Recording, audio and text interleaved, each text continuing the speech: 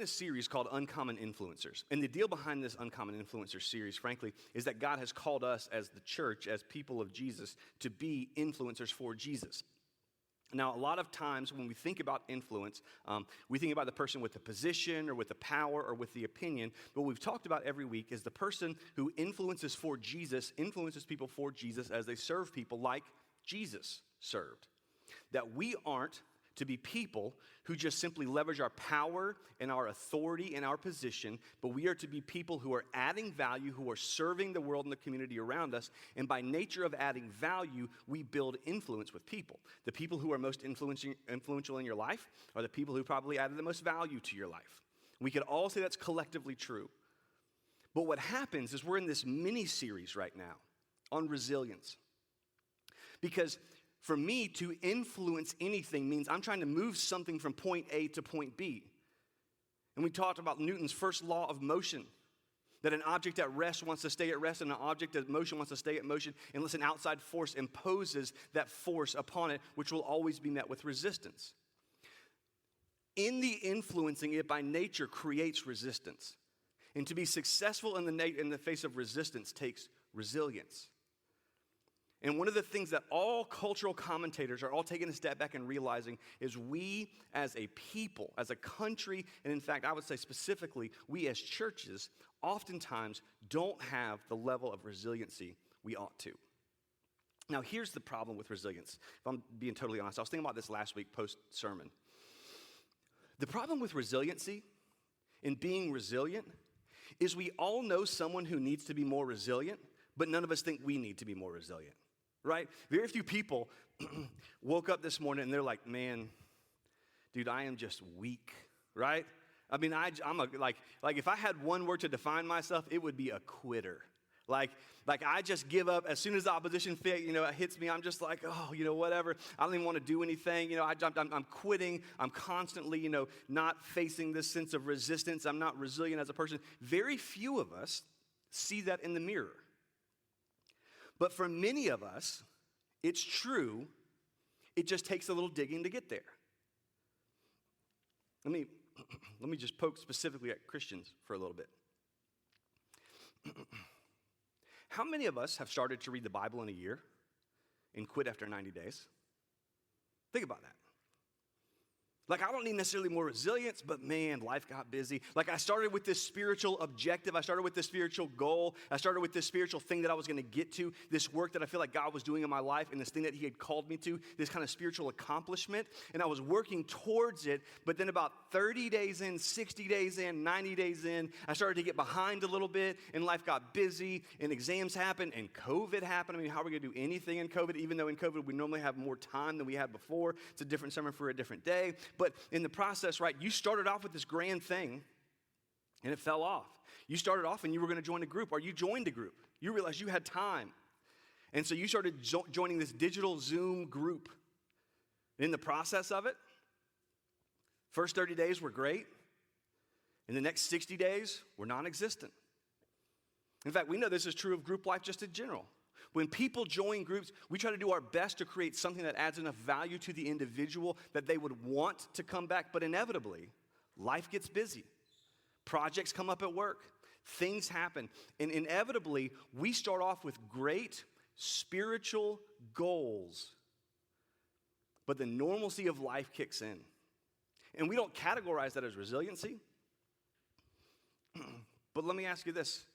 In the beginning of the month of August, how was that New Year's resolution about reading your Bible that you started in January? And I don't say that condemningly, because that's all of us. But that's kind of the point. Is for every one of us, we can start off as Christians with great spiritual goals, but in the middle of that, we meet some type of resistance, and the resistance is oftentimes covert. The resistance is oftentimes busyness. The resistance is oftentimes a project. The resistance is oftentimes my kid didn't sleep last night, or my husband wouldn't stop snoring. I'm not going to tell you about which family that is, right? But I met some resistance, and that resistance eventually gave way to what I felt like God was calling me to do. So here's where we're going with this today. This is exactly where Nehemiah was. In the book of Nehemiah, he was called to build a wall. He was called to do something great for God. And like most people who feel like God has called them to do something, Nehemiah felt like God had called him to do something. He cast vision to the people. He planned it. He prayed about it. But about halfway through, it gets difficult. Anybody can start something, and anybody can end something. But the messy middle is where we need resiliency. The messy middle is where we have resistance, and the messy middle is where we often give up. And today I want to talk about the singular thing that I think if we implement will help us to become resilient people. So let me read this together in the book of Nehemiah. We're going to be in chapter 4.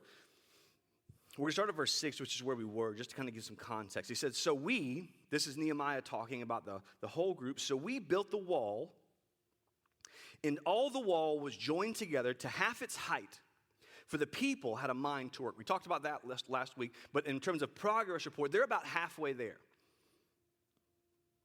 But when Sanballat and Tobiah and the Arabs and the Ammonites and the Ashdodites heard that the repairing of the walls of Jerusalem was going forward and that the breaches were beginning to be closed, they were very angry. And they all plotted together to come and fight against Jerusalem, to cause confusion in it. And we prayed to our God, and we set a guard as the protection against them day and night. So there's starting to be this external sense of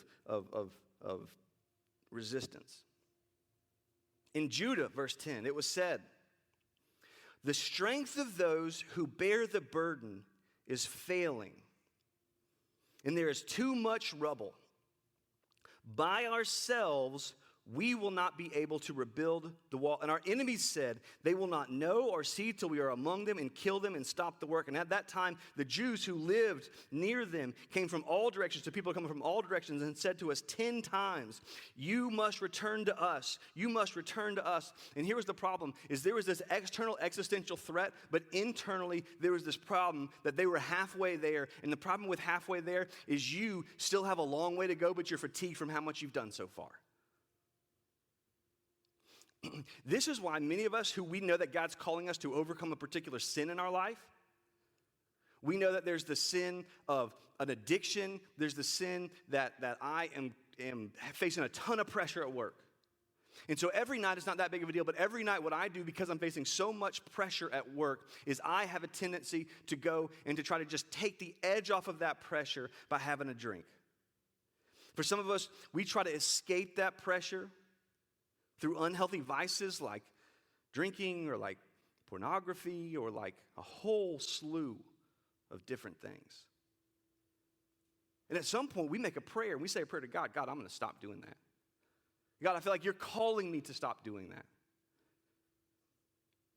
And many of us, the reason why we don't become the people that God has called us to become is because we started strong, but we messed up in the middle. We got defeated in the middle. We got discouraged in the middle. Some variables hit us in the middle.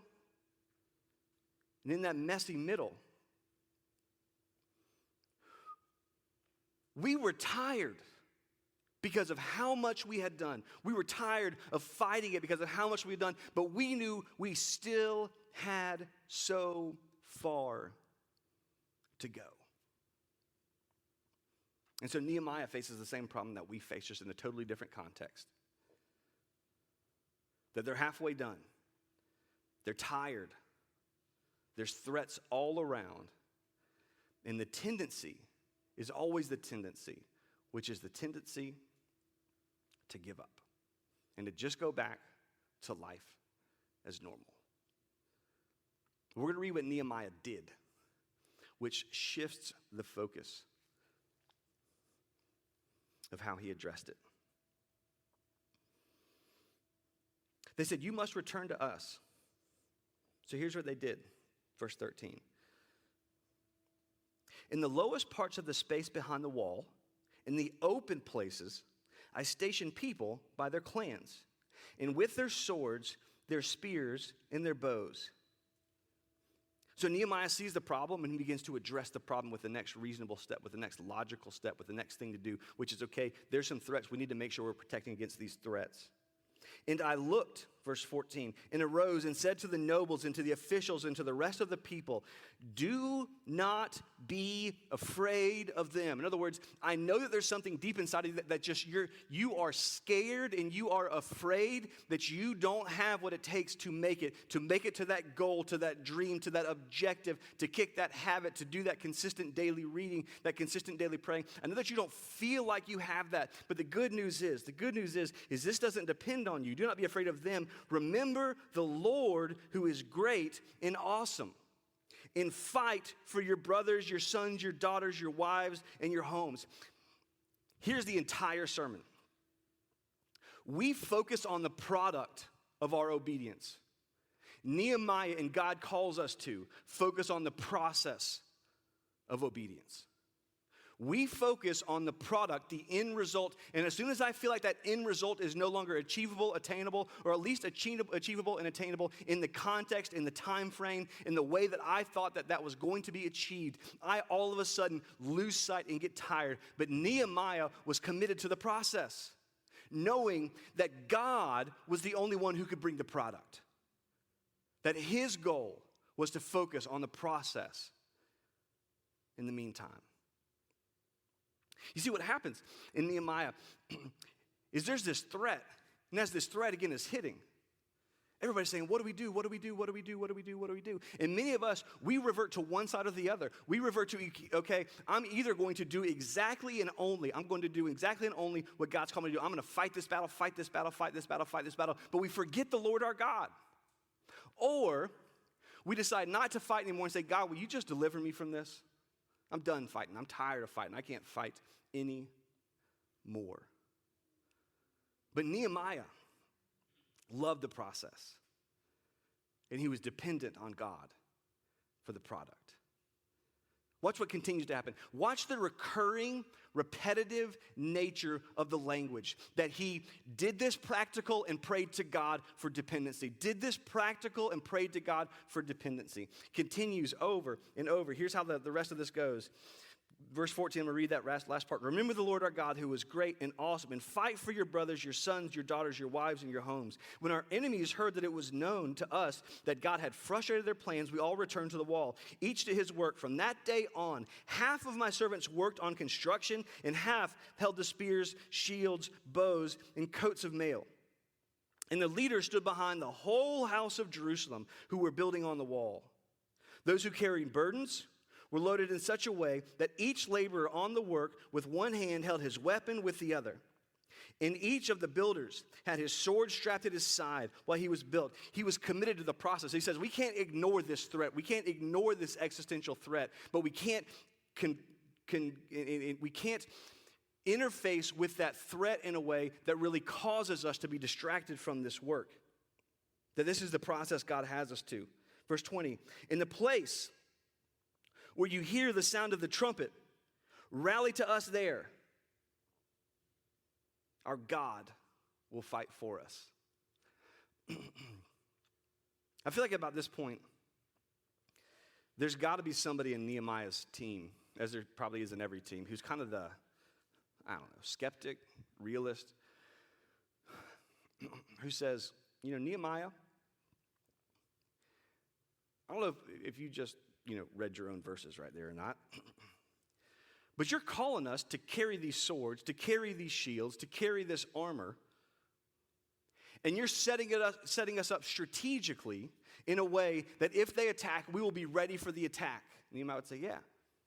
Well, Nehemiah, I don't know if you heard, but on the end of that, what you said was that we'll sound the trumpets, we'll all converge to one particular point, and from that particular point, we will fight. We will fight for our sons, our daughters, our wives, our families, our homes. I would say, yeah, but Nehemiah, you also just said that God's going to fight for you. So if God's going to fight for us, why do we carry these shields? If God's going to fight for us, why do we carry these swords? If God's going to fight for us, why are we strategically placed around the city? Because that is the process of obedience. That you are called to do what you can do, and the result is dependent on God. You see, here's the problem. When we focus on the result, we think we have the power to accomplish the result.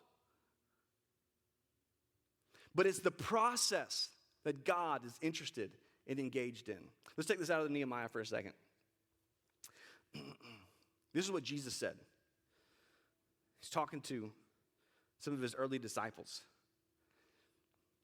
He sees them fishing. And he knows that ultimately the product of their life, the outer working of the gospel taking root in their life, is that they will one day change the world. They will help people who have no faith to become people of faith. They will become fishers of men, as he said it. Right now you're fishing for fish, but someday you're going to be fishers of men. But you know what he said to them? Follow me, process, and I will make you fishers of men, product. Your job is to follow me, and in that process, it's my job to make you fishers of men. It's not your job to figure out how in following me I'm going to make you fishers of men. It's simply your job to follow me. In the following, you will become that which you hope to be, but it's not for that end result of the product. It is engaged in the obedience of the process. John chapter 15, Jesus is talking to his disciples, and he said, man, I am like the vine and you are like the branches. Anyone who remains in me, process. I am remaining in God. I'm remaining in his word. I am remaining in fellowship. I am remaining in prayer. I am remaining in obedience to what he has called me to do. Anyone who remains in me will bear much fruit, product. That the product is the result of the process, but the process is the focus of the follower. Here's what continues in Nehemiah, and here's why I love where this gets to. He says, our God will fight for us. So we labored at the work, and half of them held spears from the break of dawn until the stars came out. And I also said to the people at that time, let every man and his servant pass the night within Jerusalem. You guys come back here, that they may be a guard for us by night and may labor by day. So neither I nor my brothers nor my servants nor my men of the guard who followed me, none of us, we were so committed to the process that none of us took our clothes off. And each kept his weapon at his right hand. Man, we're just engaged in this process that this is what God has called us to do. We're just engaged in this process that this is what God has called us to do. We're just engaged in this process that this is what God has called us to do. Let me ask you this. How many of us felt a calling from God of what we were supposed to do, who we were supposed to be, and what we were supposed to do for his name, for his glory, and for his kingdom? But we got more wrapped up in the possibility of accomplishing the goal or the product that we totally lost obedience to the process, never realizing that the process was the point the entire time. You see, if God is a business, then we would know that our products are simply the result of our processes. And if you want different products, you've got to have different processes. You have to have different inputs to get different outputs. And what's interesting to me about the God space specifically is that God ultimately wants a relationship with us. Right? This was the entire understanding of Jesus. Was that we, in and of ourselves, are fundamentally sinful. For my 3-year-old right now, no one has to teach him to be selfish. For my 5-year-old, no one has to teach her to be selfish. That is innate inside of them. They have something inside of them that wants self and self exclusively. We become a modernized, older version of that with a better social filter. But at its core, that's who we are. And God, in his holiness, saw us incapable of making ourselves not that. We can become a better version of that, but we cannot rid ourselves completely of that. And so he saw that. He saw our sinfulness in his holiness. And what he did was, instead of saying, oh my gosh, you're sinful, get away from me, he said, no. I love you so much. I love you to the point that in spite of your sinfulness and your incapability of unsinning yourself, I am going to send my son to die for you. Because this is what happens. In any sin that happens, there has to be a payment for that sin. There has to be some way to clean that mess up. But no matter how, hard we clean, we can't unclean ourselves. And so God sent his son, Jesus, to transactionally forgive us, to justify us, and to make us sinless and forgiven. But it's better than that. Because he then calls us his sons and his daughters. He then calls us to be his people. He then calls us and uses that as a way to leverage and lean into relationship with us. And isn't this true about relationships? The goal of the relationship is never the product. The goal of the relationship is always the process. The goal of the relationship is never the product. It's always the process. And if you don't believe that, then fellas, on your next date night, which I understand might be a weird thing because, especially if you're online, you're like, date night? We don't even go anywhere. We haven't been on a date in forever, okay? So the next time that you go on a date, I want you to, maybe it's going to be in your front yard, okay? And you're going to have a picnic and you've got this, nice, blanket and you've laid it all out and you've got this basket and you just killed the peanut butter and jelly game that you shoved in this little baggie and you zipped it up and you have this whole date and this whole thing planned, okay? This is how I know that we know that relationships are about the process, because no one goes on that date and says, man, let me tell you why I did this. Because ultimately someday, I want people to think of me as a good husband. I want to have a good, healthy relationship in 30 years. That is true. We do want that. That is a goal. That is the goal. But here's what we know. We do it to enjoy the other person, not because we're trying to accomplish a goal through the other person. No one would sit down with their husband or with their wife and say, man, the only reason I'm on this date is because you are a means to an end to which I am the end of. No one would say, man, let me just tell you, I love you, but what I really am trying to do is create an objective through you. The reason you do that is because you love the person, you care about the person, you want to spend time with the person, you enjoy the process of the relationship, that ultimately a happy marriage is not the destination, it is the result of the process of enjoying and loving and caring about and caring for one another, even sometimes when it's very difficult and it takes a lot of selflessness. Here's the point.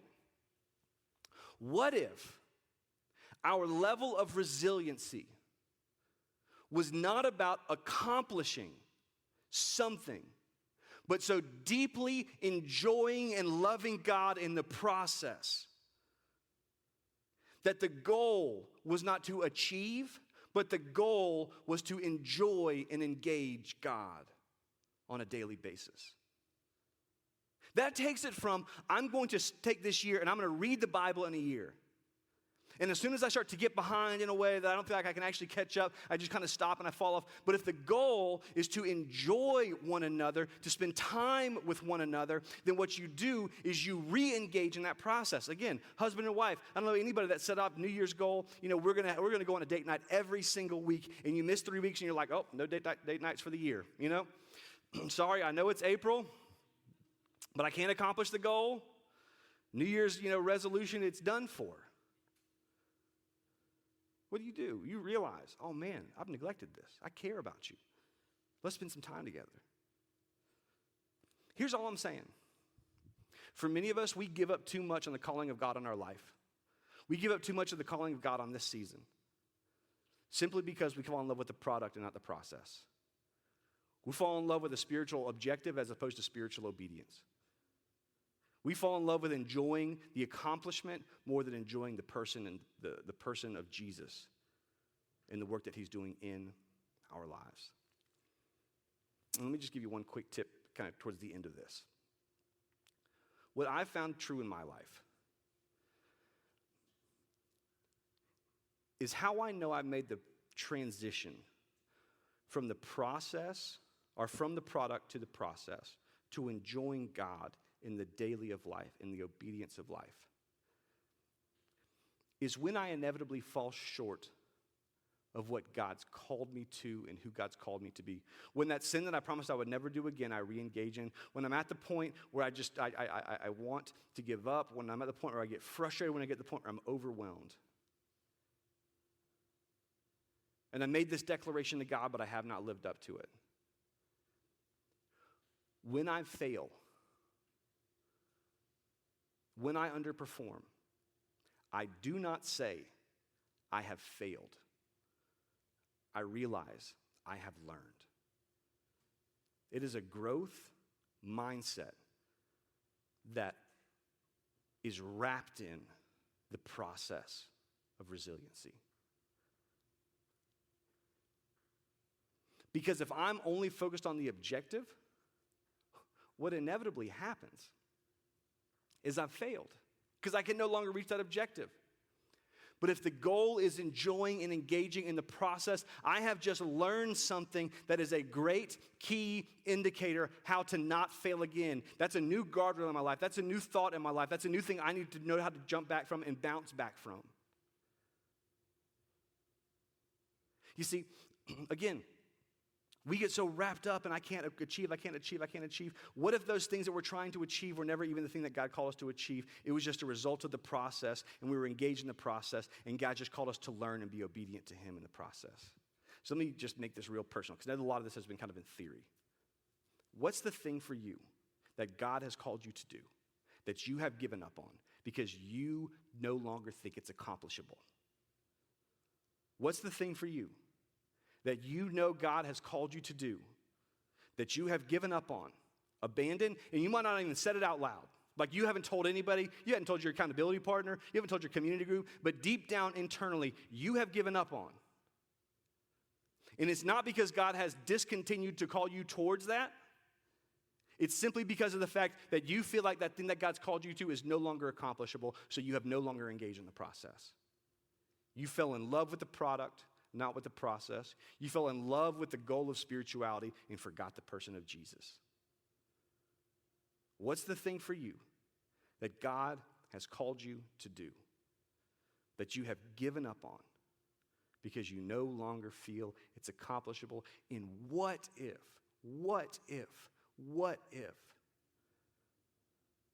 the calling of God was the process?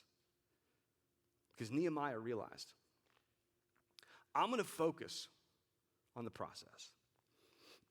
We got this threat. We're just going to guard against it. We're getting tired. In fact, we're getting so tired, and at this point, we got to build with one hand and hold a sword with the other hand, hold a shield with the other hand. But I'm engaged in the process. And I know, God, I don't have control. And so we're going to blow this horn, and this is our part of obedience in the process. But God, ultimately, you're going to be the one who fights for us. You're going to be the one who gives us the strength. You're going to be the one who's able to clear the rubble and rebuild the wall in our lives. God, I'm going to do what you have called me to do.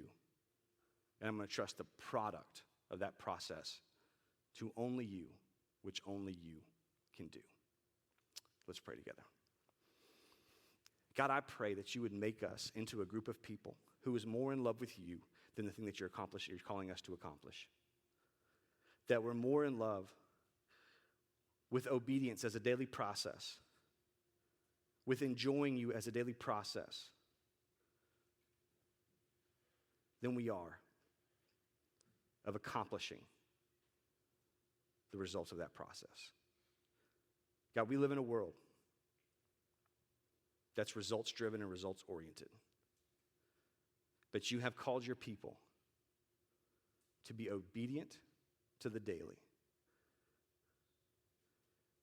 knowing that that product is up to you and that product is simply a result of our obedience to the process. God, I pray for every single person who deep down, they've given up. They've given up hope. They've given up belief. Because somewhere in the middle, what started strong met resistance and opposition. Oh. Punch somebody? And the Which one? ultimate product, the ultimate Surprise. goal that we were trying to achieve seemed unachievable.